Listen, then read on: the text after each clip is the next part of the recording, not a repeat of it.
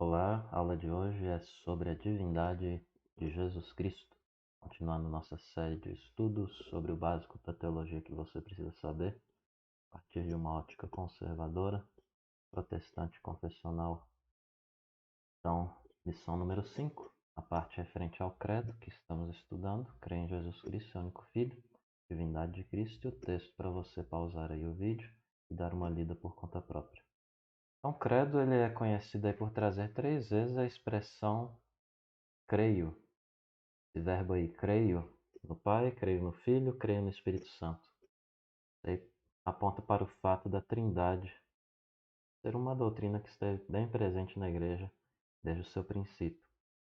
E ela não foi formulada do jeito que a gente entende hoje, tão detalhada como ela chegou a nós. Até porque o primeiro pai da Igreja a usar essa palavra Trindade foi Tertuliano, por volta de 192, 190, não 192 depois de Cristo. E só no século IV, após muitas disputas, lutas doutrinárias sobre a deidade de Jesus Cristo, é que a Igreja formula de maneira dogmática a verdade trinitária.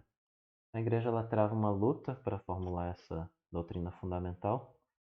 Teólogos dizem que forças espirituais agiram para destruir sempre no decorrer da história a questão da divindade de Cristo e de sua pessoa, também ser destruída, dizer que não existiu ou coisa do tipo. E Satanás sabe muito bem disso, que sem Cristo toda a glória dele, quando é retirada, toda a idade absoluta, então não há um salvador para pecadores. Então Satanás ele não deseja a salvação das pessoas, até porque o plano de salvação depende da plena divindade de Jesus Cristo, e essa foi a luta que a igreja primitiva travou e venceu. Então na Bíblia, falando de nomes, eles são bastante importantes, até porque eles descrevem características das pessoas de maneira geral. Abraão, por exemplo, significa constituído pai de numerosas nações. Esse princípio é verdadeiro quanto aos nomes divinos. São revelações acerca de si.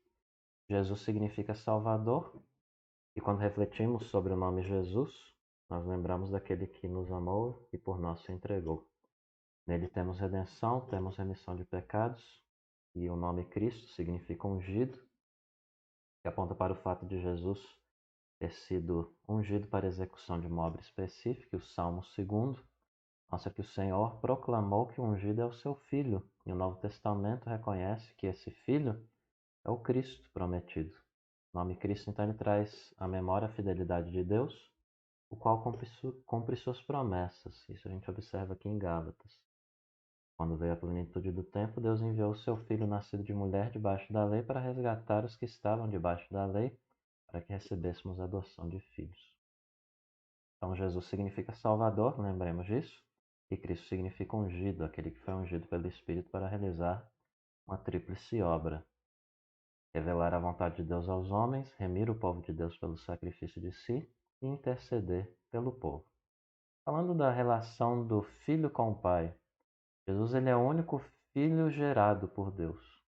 Significa então que isso é uma relação singular e única com o pai. Em outro sentido, Deus ele tem muitos filhos. João capítulo 1, verso 12 chama os crentes em Jesus de filhos de Deus. Eles são isso por adoção. E o credo indica que Jesus é o único filho de Deus, como nos termos de João 3,16. A filiação de Jesus ela é singular, em certo sentido. Então, o credo ele mostra aí que o filho, a expressão filho, essa questão da relação que tem aí ao redor do credo, quanto ao assunto de pensamento, remete a uma relação por geração, mas geralmente significa também semelhança ou igualdade. Tiago e João, por exemplo, eles são chamados de filhos do trovão. Eles não foram gerados pelo trovão, mas são semelhantes ao trovão. Barnabé é filho da consolação, e a consolação sempre foi vista aí em relação a esse indivíduo aí, de maneira geral, melhor dizendo, não sempre, como semelhantes em sua expressão, a ideia, né? De um nome associado também à figura da pessoa e coisa do tipo. E Jesus ele confessa que Deus é seu Pai, e seus ouvintes entenderam isso no sentido de igualdade com o Pai. Cristo é a palavra, ele é visto com Deus e no seio de Deus implica uma relação de igualdade. O verbo era Deus, a palavra era Deus, a palavra é a melhor tradução para o termo logos, que é traduzido aqui infelizmente como verbo. Então, nós vemos Jesus no sentido trinitário e confessamos crer nele, sendo o único Filho de Deus e sendo Deus também. Os judeus, por exemplo, eles esperavam um Messias quase sobrenatural, guerreiro, conquistador, e quando ele apareceu como um homem de origem conhecida, ele logo foi rejeitado como o Salvador prometido, né? E Jesus, então, em sua própria defesa, disse o seguinte: examinais as Escrituras porque julgais nelas a vida eterna, e são elas mesmas que testificam de mim. Então é importante ouvir a Escritura quanto à deidade de Cristo. Após a eminência de João Batista, uma comissão foi organizada para entrevistar a Jesus. Eles perguntaram quem ele era, ao passo que ele respondeu que era o Cristo.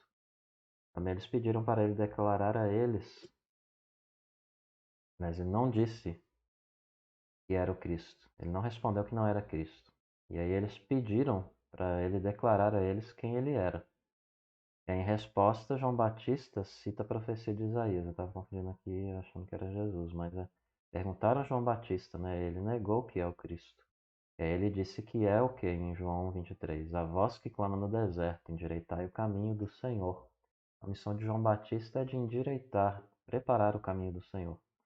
E na profecia, Yahvé, o Senhor, aí é o nosso próprio Deus, né? De maneira mais ampla. É o Deus do pacto, mas de maneira específica aí é o próprio Jesus Cristo, o Deus encarnado. Lembrando que a gente tem que fazer distinção aqui entre o Pai, né? Apesar de eu ter falado aí de Yahvé, mas eu quis aqui enfatizar o aspecto da divindade, Deus. O Deus do pacto. Jesus é Deus do pacto também. E João Batista identifica Jesus como cumprimento da profecia de Isaías.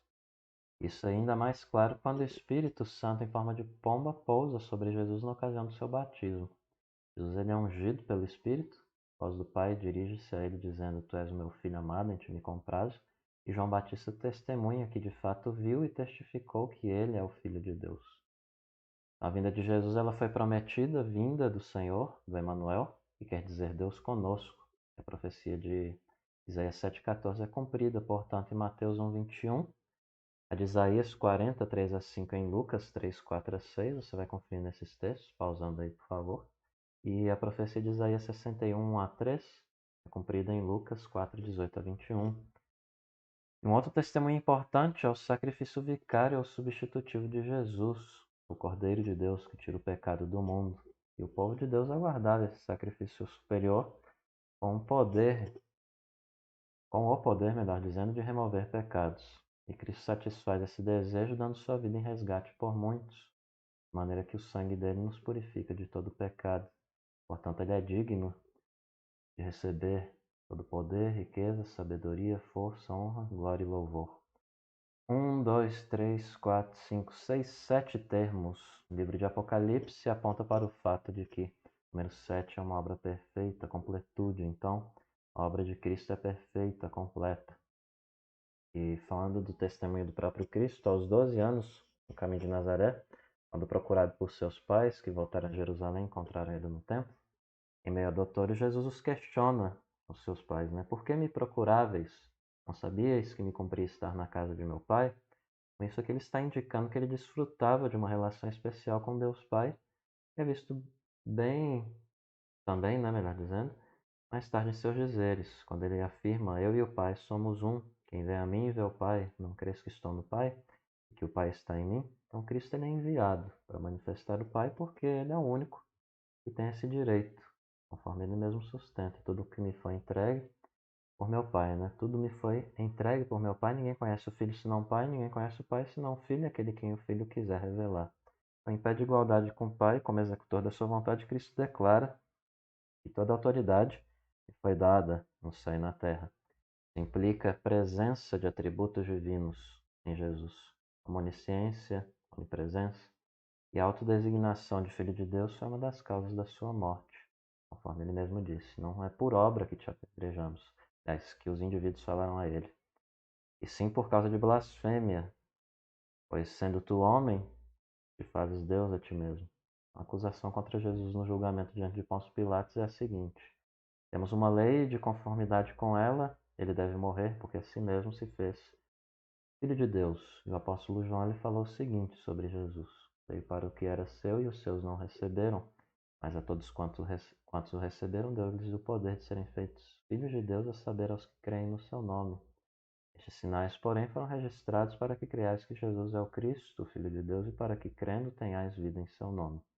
A verdade fundamental para o cristão é reconhecer a deidade absoluta de Jesus e confessar com fé a morte substitutiva como a única base para recebermos perdão de pecados e esperança para a vida eterna. A rejeição e ignorância dessas questões impossibilitam qualquer esperança de alguém ser aceito por Deus, porque ele só recebe aqueles que creem em Jesus.